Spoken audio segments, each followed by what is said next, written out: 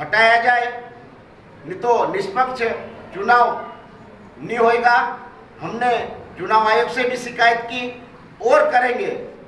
निष्पक्ष चुनाव नहीं होगा क्योंकि प्रभारी मंत्री के इशारे पे और भारतीय जनता पार्टी के नेताओं के इशारे पे कार्यकर्ताओं को बहुत प्रताड़ित किया गया, जो कि कार्यकर्ता एकदम दहशत में है, कभी भी हत्या कर सकते हैं। ऐसा हो चुका है, मेरे चुनाव में पहले भी हो चुका है, मेरे कार्यकर्ताओं की हत्या भी हुई पहले अलीराजपुर विधानसभा में। तो एसपी चुनाव आयोग से तो मैं कहता हूं कि एसपी को तत्काल हटाया जाए, नहीं तो ये कार्यकर्ताओं की हत्या कराने की साजिश एसपी रच रहा है। मेरे परिवार में भी एक हमारा अंकल का लड़का है वीरेंद्र रावत, उसको इनकाउंटर करने तक की एसपी ने धमकी दे दी, जो कि मुझे मालूम पड़ा कि उसे दारू के केस में फंसाया जा रहा है। तो मैं मीडिया के माध्यम से सभी से चुनाव आयोग से यही मांग कर रहा हूँ।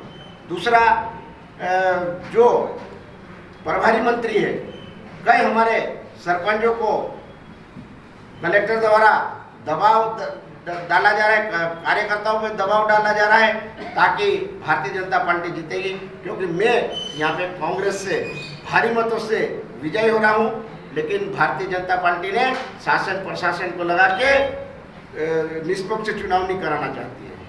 आपकी शिकायत के बाद भी अगर तत्काल एसपी को हटाया जाए, नहीं तो निष्पक्ष चुनाव नहीं होगा। हमने चुनाव आयोग से भी शिकायत की और करेंगे। निष्पक्ष चुनाव नहीं होगा क्योंकि प्रभारी मंत्री के इशारे पे और भारतीय जनता पार्टी के नेताओं के इशारे पे कार्यकर्ताओं को बहुत प्रताड़ित किया गया, जो कि कार्यकर्ता एकदम दहशत में है, कभी भी हत्या कर सकते हैं। ऐसा हो चुका है, मेरे चुनाव में पहले भी हो चुका है, मेरे कार्यकर्ताओं की हत्या भी हुई पहले अलीराजपुर विधानसभा में। तो एसपी चुनाव आयोग से तो मैं कहता हूं कि एसपी को तत्काल हटाया जाए, नहीं तो ये कार्यकर्ताओं की हत्या कराने की साजिश एसपी रच रहा है। मेरे परिवार में भी एक हमारा अंकल का लड़का है वीरेंद्र रावत, उसको इनकाउंटर करने तक की एसपी ने धमकी दे दी, जो कि मुझे मालूम पड़ा कि उसे दारू के केस में फंसाया जा रहा है। तो मैं मीडिया के माध्यम से सभी से चुनाव आयोग से यही मांग कर रहा हूँ।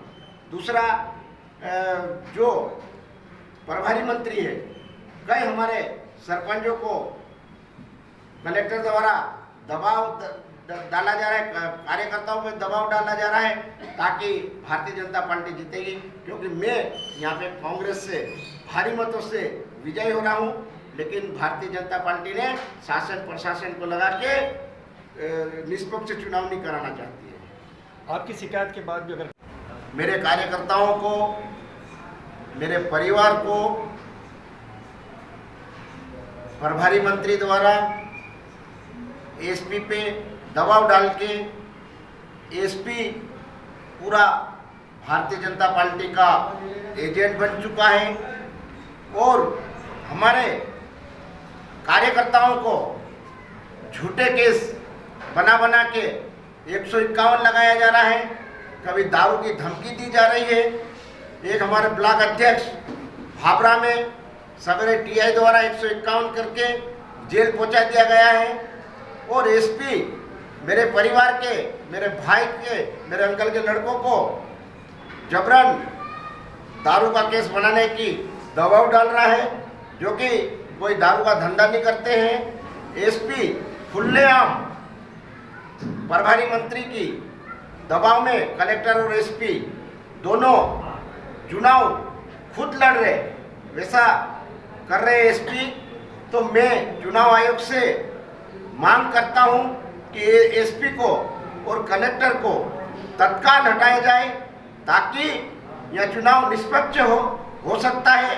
लेकिन मुझे ऐसा एहसास भी हो रहा कि एसपी हमारे कार्यकर्ता या मेरे परिवार में हत्या भी करवा सकता है। ये एसपी यहाँ तक आ चुका है क्योंकि एसपी कभी भी हत्या कर सकता है। मैंने गार्ड मांगा था तो एसपी ने गार्ड तक नहीं दिया, तो मेरी भी हत्या करवा सकता है एसपी प्रभारी मंत्री के कहने पे। और कार्यकर्ता पे भी एसपी हत्या करवाना चाहता है। ग्रामीण में चाहे कठीवाड़ा हो, चाहे उदयगढ़ हो, चाहे भाबरा हो, हर कार्यकर्ता के घर रात को 1 बजे 2 बजे पुलिस जा रही है और कार्यकर्ताओं को धमकाया जा रहा है। आपकी पार्टी का और आपका अगला मूवमेंट क्या रहेगा? अगला मूवमेंट अगर एसपी ज़्यादा करेगा तो हम उसको एसपी का घेराव करेंगे। कलेक्टर का चुनाव आयोग जहाँ पर्यवेक्षक आए उनसे मिलेंगे, नहीं मानेंगे तो हम धरने पे बैठ जाएंगे। कल जो थापली में घटना हुई, जो बीजेपी के नेताओं को कुछ बेरोजगार युवा जो थे उन्होंने भगाया, तो बीजेपी के कुछ नेताओं का कहना है कि वो सोची समझी साजिश थी। भारतीय जनता पार्टी के चाहे मंत्री हो, चाहे संतरी हो, पूरे विधानसभा में भारतीय जनता पार्टी को जवाब नहीं देते बन रहा है, क्योंकि इन्होंने बेरोजगार जो युवा है पूरे मध्य प्रदेश में जन आक्रोश है युवाओं का, जिन्होंने भोपाल में लाठीचार्ज की थी शिवराज सिंह ने, तो उसका बदला युवा 30 तारीख को लेंगे। हर गांव में आप देखते होंगे, ये तो वीडियो जारी नहीं हो रहे, कोई वो नहीं है। रीति समझे आपको प्रभारी मंत्री को गुड़ा में दौड़ाया, बलझर में दौड़ाया, बोरझाड़ में दौड़ाया, पलासदा में दौड़ाए। ये क्या कांग्रेस दौड़वा रही? वहाँ की जनता जो कि इनका कोई जनाधार नहीं बचा, सिर्फ पुलिस की वजह से। तो हमने चुनाव आयोग से हम यही मांग करें कि अगर 2-3 दिन में नहीं हटाया जाए तो निष्पक्ष चुनाव नहीं होगा। हाँ, तो पता नहीं सुलझना जी कैसा सामान चाहती थी, अब भाजपा में कौन सा सामान उसको मिलने वाला है। कांग्रेस ने उसको हर बार टिकट दी है, उनको परिवार को 40 साल तक झेला है, उसको फिर भी उन्होंने टिकट की दावेदार बन के खड़ी थी, तो उसको मैंने किस बात का सामान नहीं मिला। हर बार तो सामान मिल रहा था, अब वो कैसा सामान चाहती है वो सामान कांग्रेस दे नहीं सकती, वो तो भाजपा देगी, तो इसलिए वहाँ गई है। पर कांग्रेस हमेशा सामान दिया है, उसके परिवार को हर तरह से मतलब मदद की है कांग्रेस ने।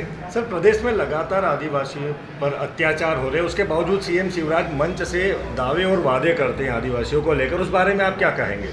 प्रदेश में 15 साल में आदिवासियों को बहुत सारे अत्याचार हुए हैं। आदिवासियों को हर तरह से पट्टा देना, पट्टा सारा छीन लिया, कांग्रेस ने पट्टा दिया आदिवासियों को, वो भी पट्टा छीन लिया, और आदिवासियों के साथ हर तरह से भेदभाव करने का काम तो कर रहे हैं, और आदिवासियों को बांटने का काम कर रहे हैं। कहीं कहते हैं मैंने आदिवासी वनवासी है, कहीं कहते हैं आदिवासी मैंने अलग टाइप के हैं। भाई आदिवासी आदिकाल से यहाँ पर रह रहे हैं तो आदिवासी है, मूलतः आदिवासी है, वनवासी कहाँ से ला रहे हैं? तो आदिवासियों को अपमान कर रहा मुख्यमंत्री और भाजपा वाले, आरएसएस वाले वनवासी भाई कहते हैं। क्यों, कैसे वनवासी? भाई अब तुम और हमारे साथ तुम खड़े हो जाओ तो पूछो लोगों से, उन वनवासी को आदिवासी मालूम पड़ जाएगा। तो ये सब सारा लोगों को गुमराह करना, लोगों आदिवासियों को अपमानित करना, ये भारतीय जनता पार्टी की संस्कृति है। पर आदिवासी कभी उनकी बात में आने वाले नहीं है, ये बात बता। सर, सीएम ने मंच से बोला है कि कमलनाथ की 15 महीने की सरकार में संबल योजना बंद कर दी थी, क्या उद्देश्य था संबल योजना बंद करने का? भाई कमलनाथ जी ने और शिवराज का कार्यकाल 15 साल था, शिवराज का क्या किया उसने? किसी गरीब को कुछ मदद की?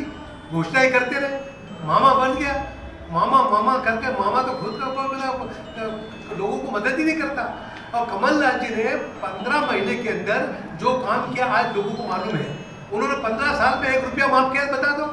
कमलनाथ जी ने 2 लाख रुपया माफ किया, विधवा को पेंशन देने की बात की, जो कोई बच्चा पैदा हो 50 किलो अनाज ताकि खुशी बनाए घर में, और नुकता हो जाए तो उसको बना 1 क्विंटल अनाज देने की बात की, बिजली का बिल माफ कर दिया। 15 महीने में कमलनाथ जी ने जो कहा 15 साल में नहीं कर पाया तो वो क्या बात करेंगे यार बीजेपी वाले? जो कमलनाथ जी ने 15 महीने में किया वो बीजेपी 15 साल में नहीं कर पाई। Subscribe now and press the bell icon.